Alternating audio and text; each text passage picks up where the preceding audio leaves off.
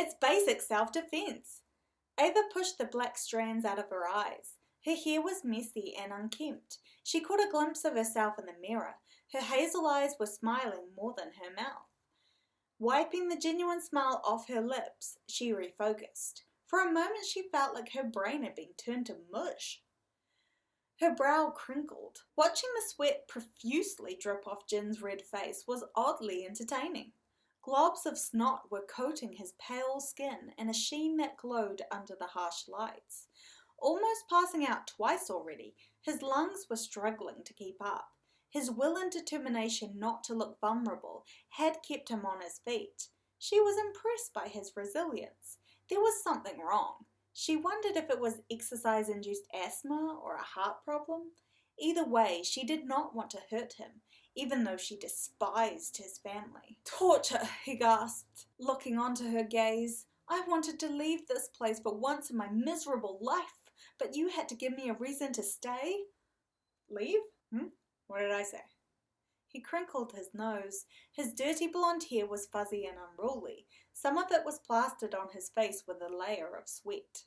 She held back her laughter. His facial expressions were funny by themselves, but with his blushed cheeks and snot dribbling down, it was hilarious. "Why are we doing this? I never see anyone. Who is going to attack me? What?" He fell onto his bottom and groaned. Untangling his feet, he sat there stunned. When he was exhausted, he made stupid mistakes.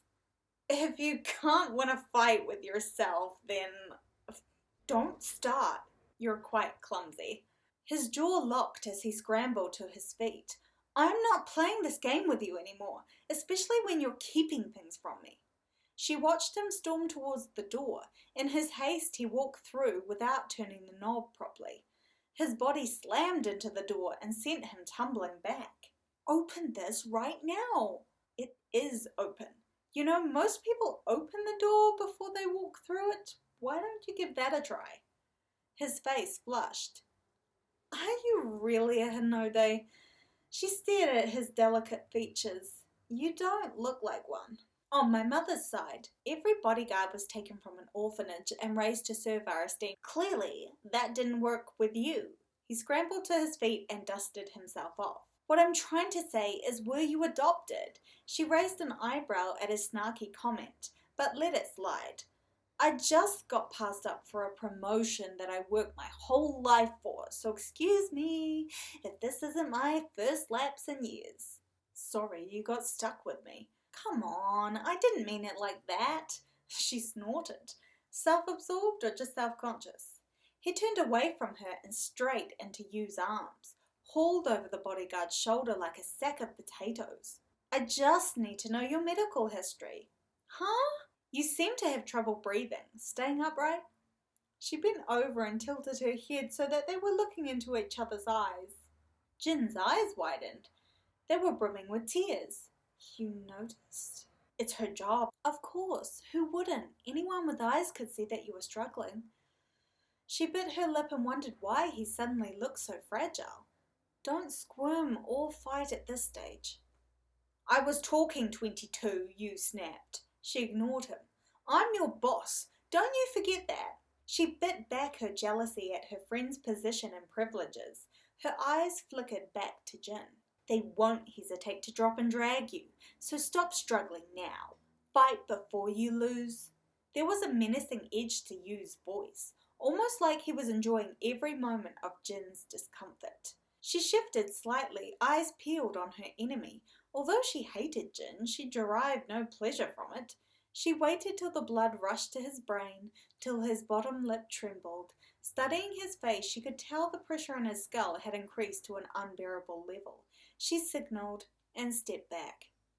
Jin screamed as he plummeted towards the ground head first, his hands scrambling for a grip on the slippy fabric of Yu's flashy suit. "Stop! What now, 22? Don't get emotionally attached to your charge."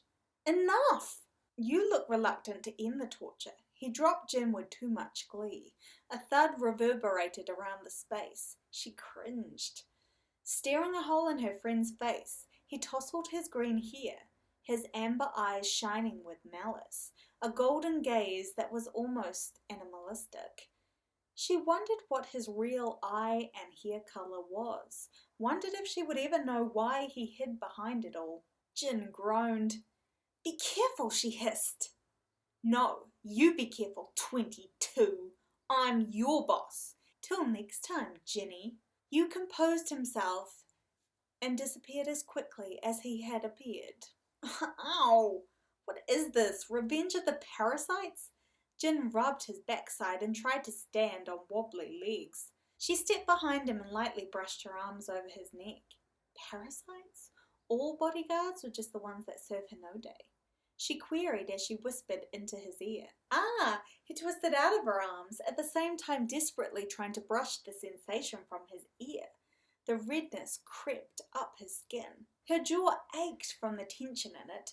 Only a Hinode could make her feel so worthless. She balled her fists. This is the most time I've spent with someone in years, so I might be acting weird. He stuck out his chin. Did you just call Hinode Wei by his last name? It was her turn to blush. She was wrong again. He was not looking down on her. He was genuinely flustered. I won't tell anyone about your mistake if you let me swim instead. But you need to learn. Ava's voice trailed off. She bit her lip. Cursing her own tongue, she was about to tell him everything. She shook off the strange feeling. It was more than pity. She was starting to empathize with him. Even she would never treat an enemy like Hinode was treating Jin.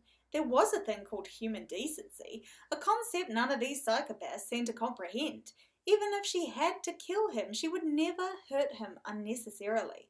In some ways, the job she had been forced into would never suit her, but in other ways, it was the only job she could do. Do you know why I have the most bodyguards out of everyone, yet I'm not? He recoiled. His own words were making him shiver. Allowed to leave this house? Protecting the weakest? She saw him cringe and regretted her words. No, he scoffed. Because I have tried to run away from this place on more than one occasion. I can't be bothered with this anymore, she muttered. She beckoned him to follow her. Within a few steps she could smell the chlorine. She swung open the doors and walked in. Like everything in Hinode's estate, it was luxurious but oversized. The opulence and grandeur just made all the spaces feel empty. You know what I like about this place? He matched her pace as she approached the water. What? She turned into the push. The water splashed around her, blinding her eyes, seeping into her mouth. She could feel her uniform clinging to her skin. It was dragging her down. She kicked to the surface and clawed at her eyes. The water cleared just in time for her to see Jin. A look of concern flashed across his face. It was immediately swallowed up as their eyes met. He smirked at her before he squeezed through a gap in the facade and slipped out of sight. I'm going to kill him, she cursed herself. I can't believe I let him play me like this. This pool is half and half. She yanked her hair out of her eyes and hit the water with such force that it blinded her once more. First day and you've already lost Jenny. Oh, who? She groaned. It's 2. You crouched beside the pool and smirked. Tell me again why you thought you deserved to guard our esteemed master and protector. You're my oldest friend, but if you don't shut your mouth and help me out of here, I'm going back to being an orphan who knows no one, who speaks to no one, and who loves no one. She smirked at him. He grabbed her hand and smiled. And here was me thinking you were going to threaten violence. There's more than one way to hurt someone. And you said you learnt nothing from me after all these years. He clicked his tongue and smirked. His muscles rippled as he pulled her out of the pool with such force, it felt like he was tearing her arm off. That little snake in the grass. The material clung to her skin and made her shiver, causing more water to splash onto the marble floor. He grunted in agreement. So, she sighed, scrunching up her face. How do we catch him? Don't worry about it. He never goes far.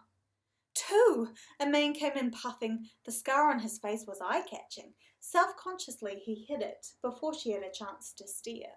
Yes? 22? He snapped at her. How many more times are you going to steal my designation? Next time you'll be stealing my clothes and pretending to be me. That's one way to get the promotion. She could not believe she was actually considering it. Her desperation was making her sick to her stomach. Please, you listen to me, the man was whimpering, nervously shuffling from one foot to the other. Sorry. Yu's tone softened. She could not help the jealousy that stirred within her, forcing her to avert her eyes. What were you saying? Hinodes-sama stole your car? Yu's jaw dropped. Why did no one stop him? Thought it was you? Why? Saw a flash of your red coat. My baby! Yu shrieked. I'm gonna kill him! She snorted. He was so concerned over his clothing. She swore he was overcompensating for something. For someone with no other vices, it did look like the healthiest option, until of course they were confronted with the truth. His obsession consumed his life, tainted his interactions with everyone. If anyone so much as twitched when they talked to him, he would bite their head off. Yikes, I'll pretend I didn't hear that. 3, he groaned. I'm sorry. Don't worry, huh? She smirked. Maybe the assignment would be more interesting than she first thought.